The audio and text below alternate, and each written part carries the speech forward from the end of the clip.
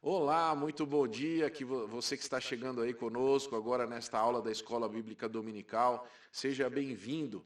Nós hoje vamos estudar sobre o que é igreja e você está convidado então a estar nesses momentos aí conosco.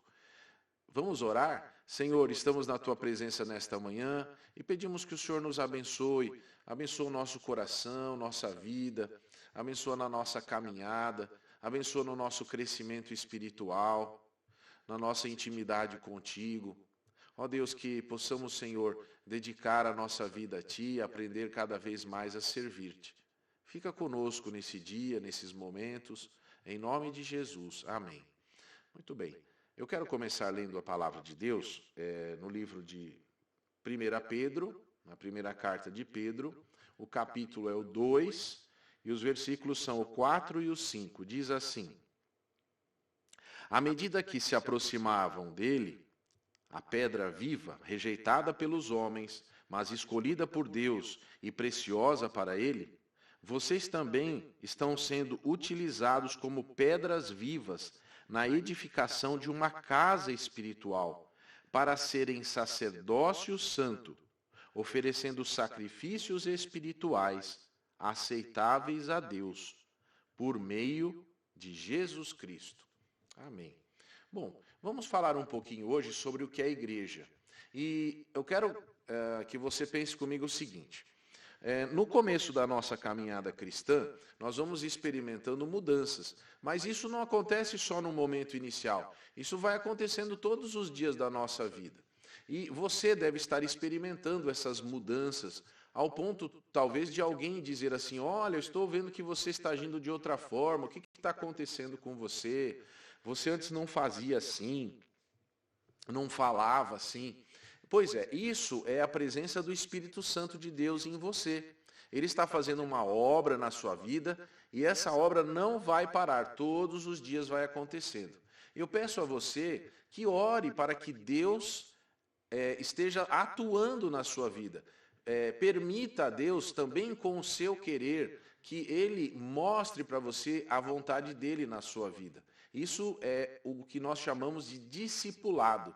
É seguir a Jesus por toda a vida, imitando a Jesus em tudo que a gente faz. Não só na igreja, mas em todas as áreas.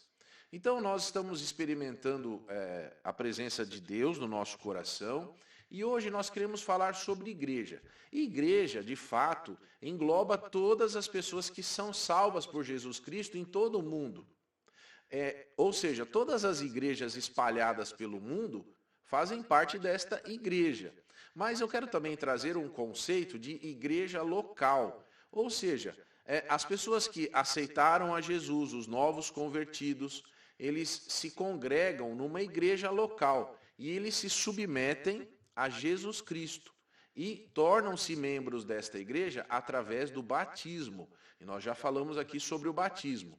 Então, a igreja local, assim chamada, é a expressão do corpo de Cristo com uma geografia definida e um tempo definido. Esta igreja, ela é a expressão desse corpo de Cristo. O batismo é o símbolo e identificação de que nós morremos para o mundo e agora, ressuscitados para uma nova vida, vivemos para Jesus. E nós temos uma identificação como seguidores de Jesus. Nós vamos agora ver um conceito aqui de uma construção, de um edifício. Em 1 Pedro 2, 4 e 5, como nós lemos, ali está dizendo que nós somos pedras vivas ou tijolos vivos, edificando ou edificados como casa espiritual e sacerdócio santo, para oferecer sacrifícios espirituais agradáveis a Deus por meio de Jesus Cristo. Então, nós somos preciosos para Deus. Nós somos o local onde Deus escolheu viver. Olha que bonito isso, né? Por que a Bíblia traz esse conceito? Porque em Atos 17, 24, está escrito assim: o Deus que fez o mundo e tudo que nele há, sendo o Senhor do céu e da terra, não habita em templos feitos por mãos de homens.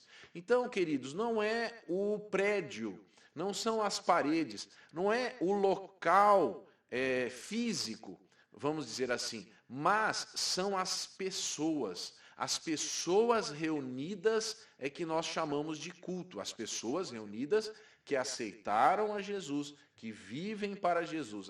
Aqui tem uma distinção. Tem gente que vai à reunião destas pessoas, tem gente que canta, tem gente que leva a sua Bíblia, mas tem gente que não deixa Deus habitar nos seus corações e nem deixa Deus agir nas suas vidas. Entendeu essa diferença? Por isso é que a gente deve ter muito cuidado com a forma como nós vivemos para Jesus. Quando Jesus foi visitar o templo lá de Jerusalém, ele inclusive ficou bravo lá, porque as pessoas estavam roubando, estavam usando aquele espaço de uma forma diferente da qual aquilo foi feito. E ele disse lá em Mateus 21:13, a minha casa será chamada casa de oração, mas vós a tendes convertido em covil de ladrões. Olha que palavra dura, né? Então nós precisamos ter essa construção com muito cuidado, muito zelo. Esta construção desse edifício vivo, um ajudando o outro, um exortando, um conversando com o outro para dizer, olha, não faça assim, isso não agrada a Deus. Essa é a ideia que nós trazemos aqui. Uma segunda ideia, além dessa ideia de edifício ou de construção, é que também a igreja é, em segundo lugar, o corpo de Cristo. A igreja é chamada de o corpo de Cristo e a Bíblia diz que Jesus é o cabeça. E nós, que somos os membros da igreja, batizados, seguindo a Jesus, somos o seu corpo. Em Efésios capítulo 1, versículos 22 e 23, está escrito assim, e sujeitou todas as coisas a seus pés, e sobre todas as coisas o constituiu como cabeça da igreja, que é o seu corpo, a plenitude daquele que cumpre tudo em todos. E no final do livro de Efésios, existe uma comparação entre um relacionamento de um casal, de um marido e de uma esposa, e uma comparação com Jesus e a igreja. Eu vou ler aqui, capítulo 5 de Efésios, versículos 22 até o 32. Olha só a comparação. Vós, mulheres, sujeitai-vos a vossos maridos, como ao Senhor.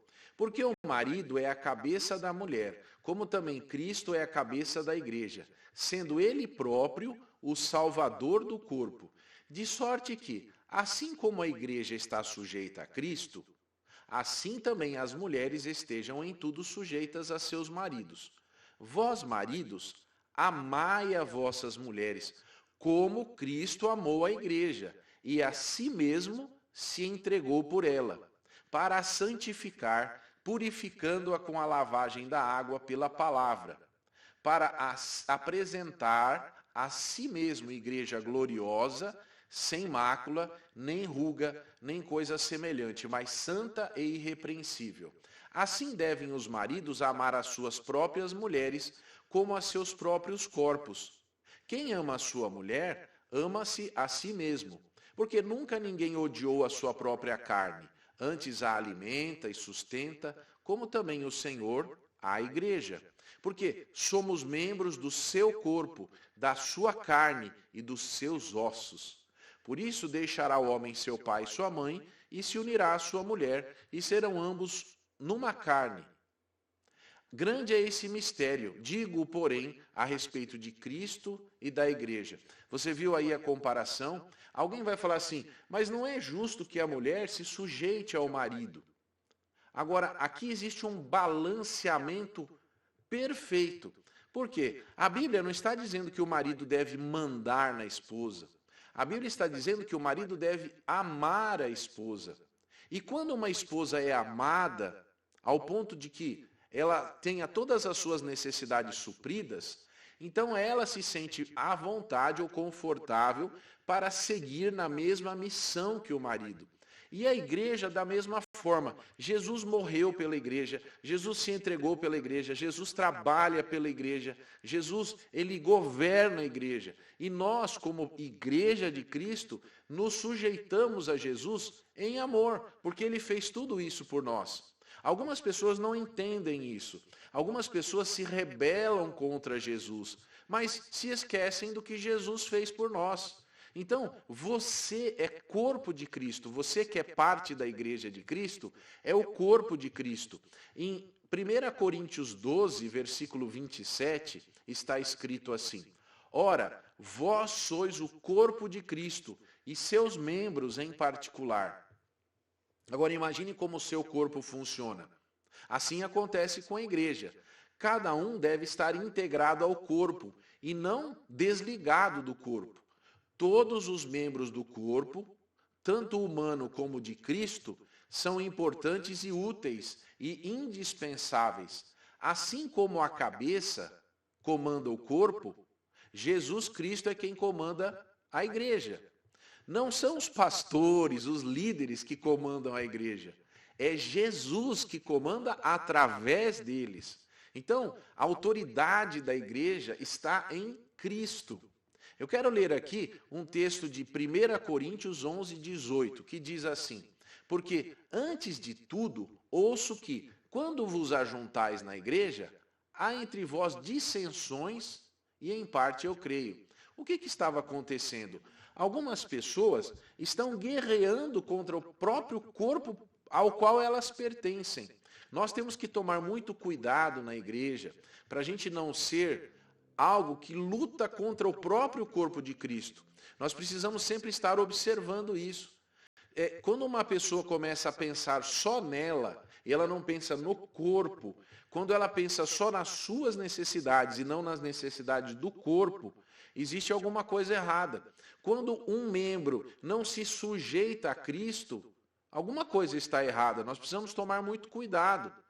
Eu quero ler um outro texto aqui, de 3 João 1, 9 e 10. Olha que triste isso aqui que acontecia.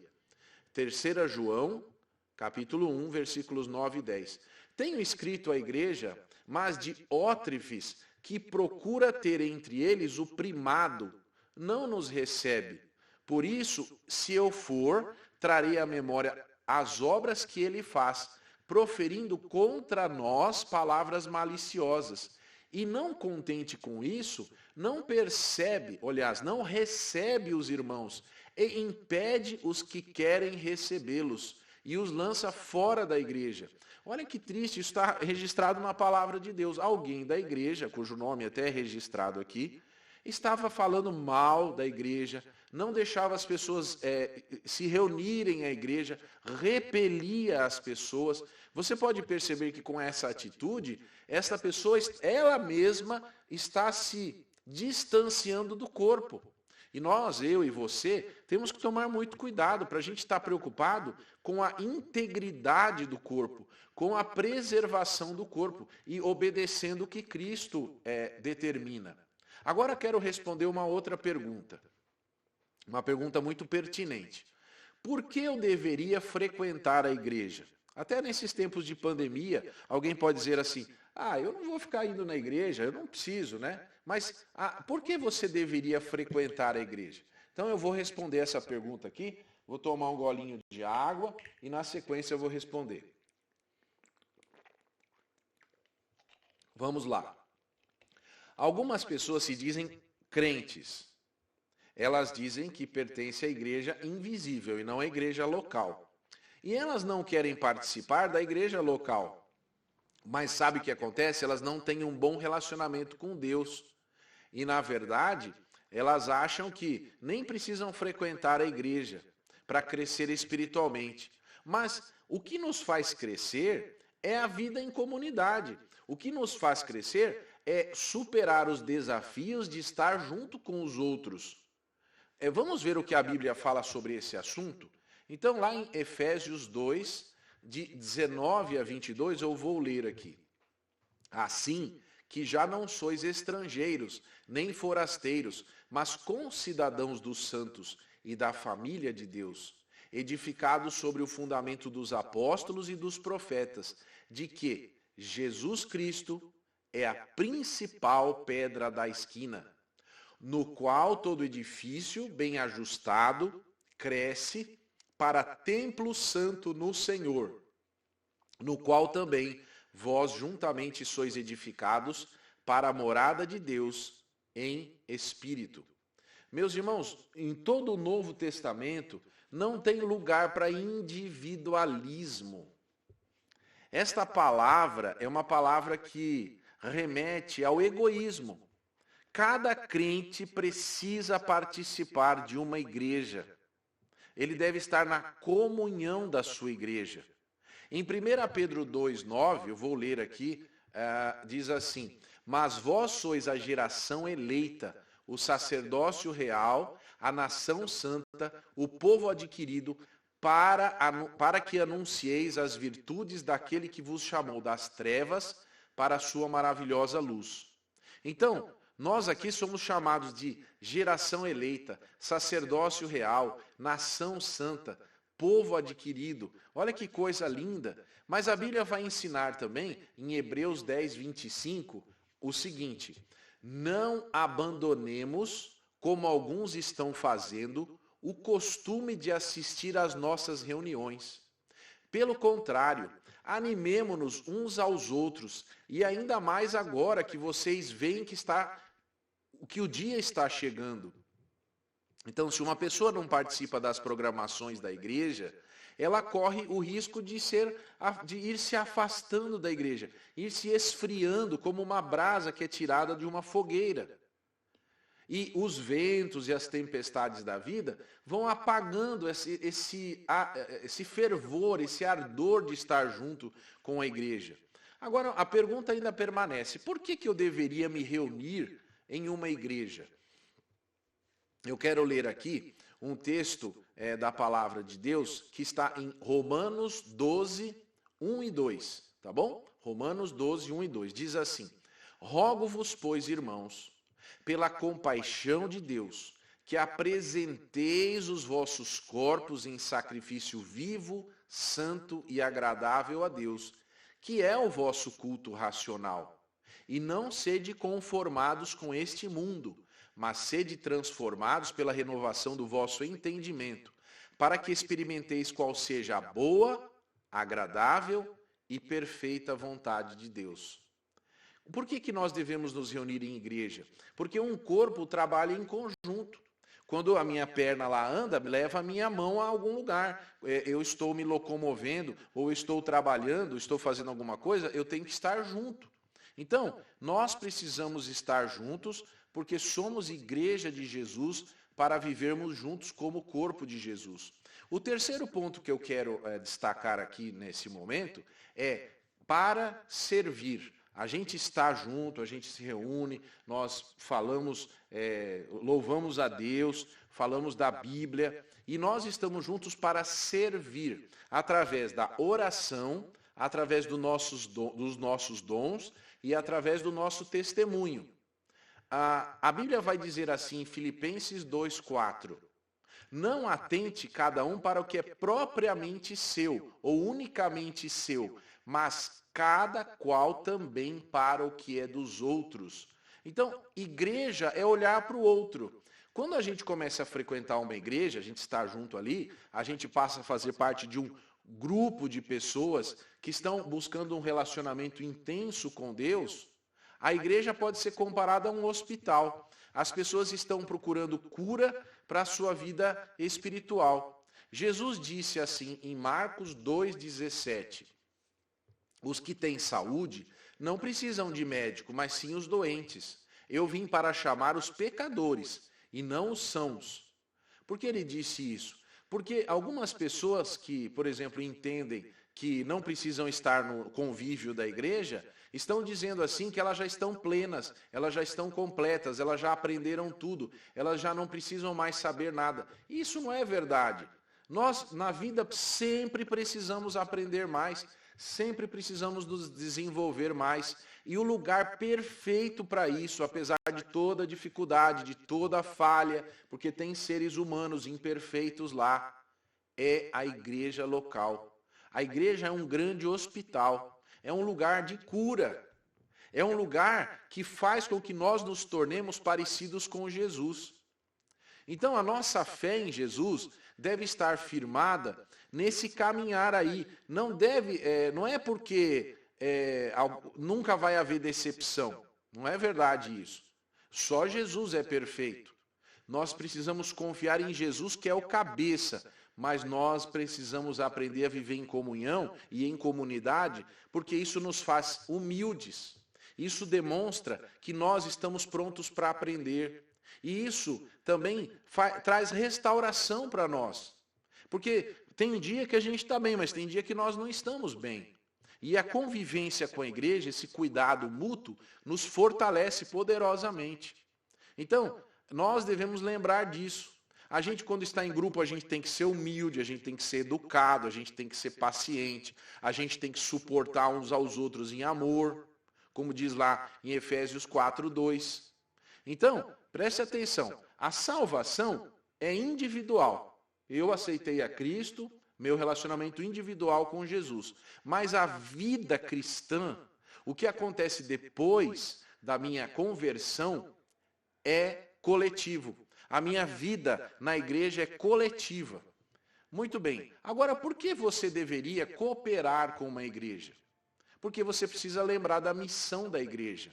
A missão da igreja está em Mateus 28, 19 e 20. Diz assim: portanto, vão a todos os povos do mundo e façam com que eles sejam meus seguidores, batizando estes seguidores em nome do Pai, do Filho e do Espírito Santo, e ensinando-os a obedecer a tudo que tenho ordenado a vocês. E lembrem disso, eu estou com vocês todos os dias, até o final dos tempos. Esta é a maior responsabilidade da igreja de Jesus. A maior responsabilidade da igreja é a nossa missão. É por isso que nosso propósito, nossa missão, nosso propósito é levar as pessoas a terem um relacionamento íntimo com Deus, através de Jesus Cristo, amando o próximo, servindo ao próximo em Jesus e tornando Jesus conhecido no poder do Espírito Santo. Aí nós temos que trabalhar em 4 direções. Primeira, para cima. Cada membro da igreja precisa ter um relacionamento com Deus e vivenciar os valores da palavra de Deus na sua vida. Em segundo lugar, nós temos que ter um crescimento para fora. Ou seja, nós vamos alcançar as pessoas que não conhecem a Jesus, que talvez conheçam o nome de Jesus, talvez tenham ouvido a história de Jesus, mas não sabem o que Jesus pode fazer na vida delas. Então, nosso relacionamento também é para cima, relacionando-se com Deus, mas para fora, relacionando-se com as pessoas, através do testemunho. Também, nosso crescimento é para frente, ou seja, a gente aprende e se torna líderes. Você que é membro da igreja, eu desejo que você se torne um líder. Tem lugar para você na igreja de Deus, para você liderar, para você discipular outras pessoas. Então você vai para frente e também para dentro. Como assim? A gente cresce para dentro através de comunhão, através de edificação, através de uma interdependência que nós temos uns com os outros. E nós nos desenvolvemos assim.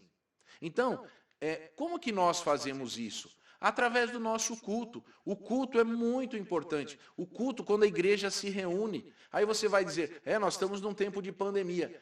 Olha, dentro das possibilidades de restrição por causa da saúde, reúna-se como igreja. Você não pode ir à igreja? Assista o culto online. Mande o culto para outras pessoas, porque esse é um momento especial da igreja. A igreja, ela é algo que desafia cada um de nós a uma mudança de vida, através da prática. Por isso que é importante você participar. São uns ajudando os outros. Mas também, eu gostaria agora de falar de um outro ponto aqui. Na nossa igreja, na primeira igreja batista de Bauru, nós temos uma estrutura que é chamada de núcleo de vida. Nós temos vários núcleos de vida aqui na cidade de Bauru. E esse momento, o que é o núcleo de vida? Quando um grupo que reside próximo se reúne durante a semana e experimenta a vida em comunidade. Cada membro do núcleo de vida é um ministro de Deus e a casa dessas pessoas é aberta para que eles se reúnam. E aí nós temos um cuidado com as pessoas, com a necessidade das pessoas, inclusive com o suprimento de qualquer tipo de necessidade. Então, quando nós estamos próximos uns dos outros, através do núcleo de vida, nós podemos experimentar esse cuidado, essa mobilização total de cada membro.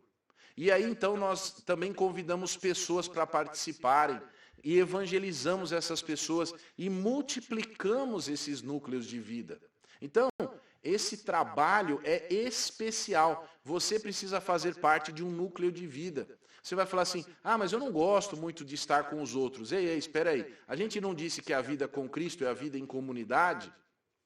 Então, esse é um dos ministérios da igreja.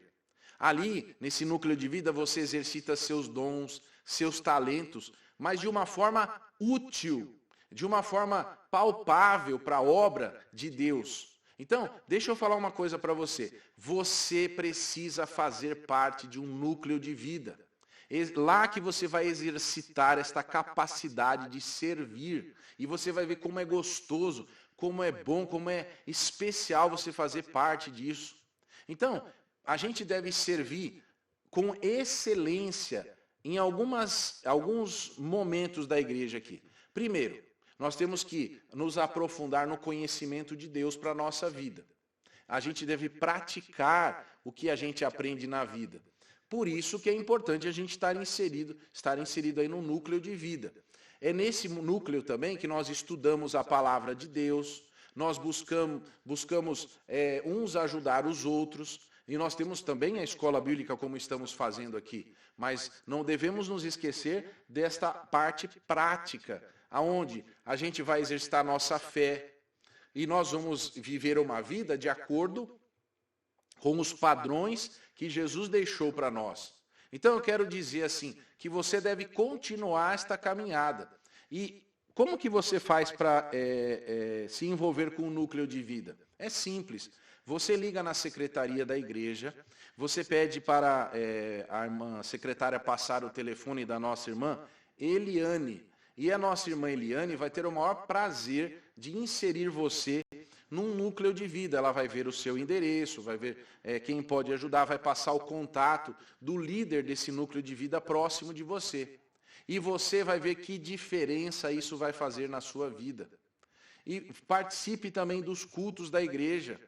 Participe desse relacionamento íntimo com Deus. Olha que interessante. Eu tenho um relacionamento sozinho, íntimo com Deus. Eu tenho um relacionamento com os meus irmãos. E isso é facilitado através dos núcleos de vida que estão espalhados aqui pela cidade, nos lares das pessoas. E também eu vou ao culto, que é o culto onde toda a igreja se reúne para adorar a Deus, para receber o ensino da palavra, para estarmos uns orando pelos outros. Não é interessante isso? Viu como existe uma abrangência aí em tudo isso daí? E por meio desses momentos é que eu também posso exercer os meus dons e talentos, louvando e bendizendo a Deus e edificando a vida de outras pessoas. Tá bom? Mas eu queria falar agora especificamente sobre a base bíblica para esse encontro dos núcleos de vida. Eu quero ler em Atos 2, 42 a 47, que diz assim: eles se dedicavam ao ensino dos apóstolos. Eu vou repetir, Atos 2, 42 e seguintes. Procura aí na sua Bíblia.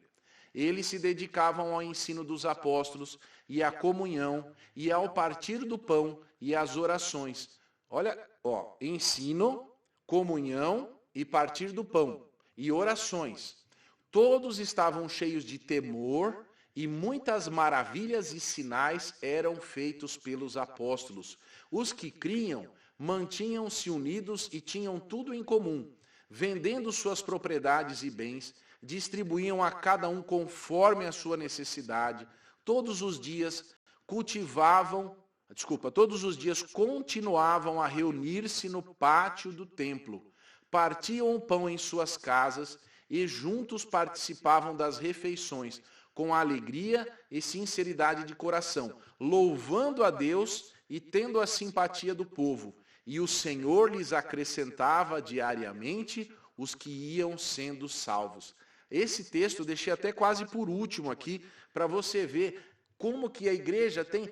eu convido você a pegar a sua Bíblia, pegar um caderno, você pega um caderno, copia esse texto aí e pensa sobre isso. Fala assim, aonde é, aqui na igreja que eu participo, na primeira igreja batista de Bauru, aonde é que eu estou fazendo isso. E aqui você vai encontrar todos essas nuances importantes do trabalho para Deus. Então, não se esqueça da sua comunhão com Deus, comunhão com os irmãos, do aperfeiçoamento próprio, para que você seja também um líder e possa ser um discipulador e pregar o evangelho. Olha aí, aqui está um exemplo claro nesse texto, tá bom? Você entendeu isso? Você entendeu como é que é fazer parte da igreja? Assim não fica mais fácil entender, por exemplo, por que nós temos culto, por que nós temos escola bíblica dominical, por que nós temos os ministérios de jovens, de homens, de mulheres,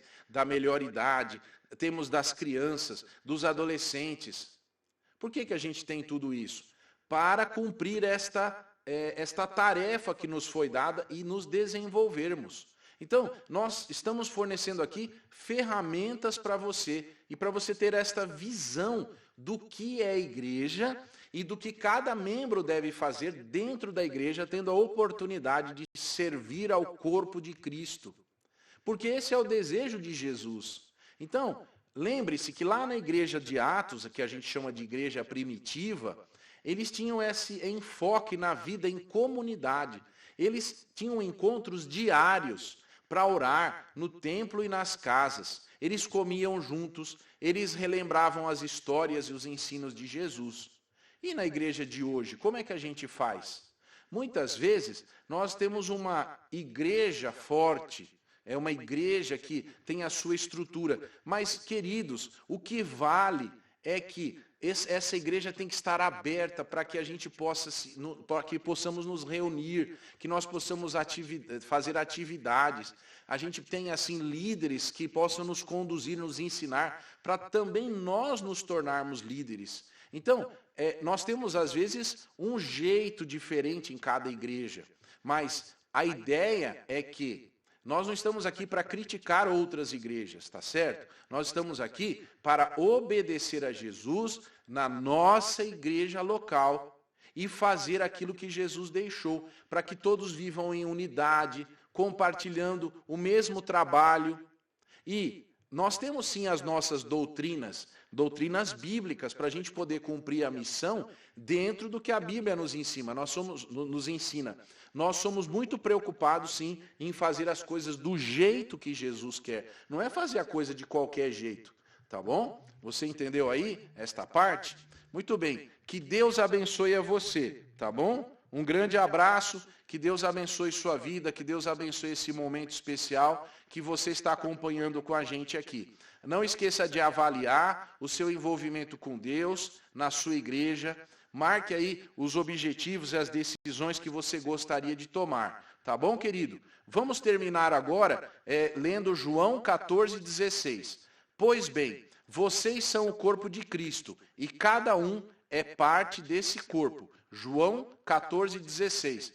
Tchau, pessoal. Que Deus abençoe vocês. Até a próxima aula. Um abraço.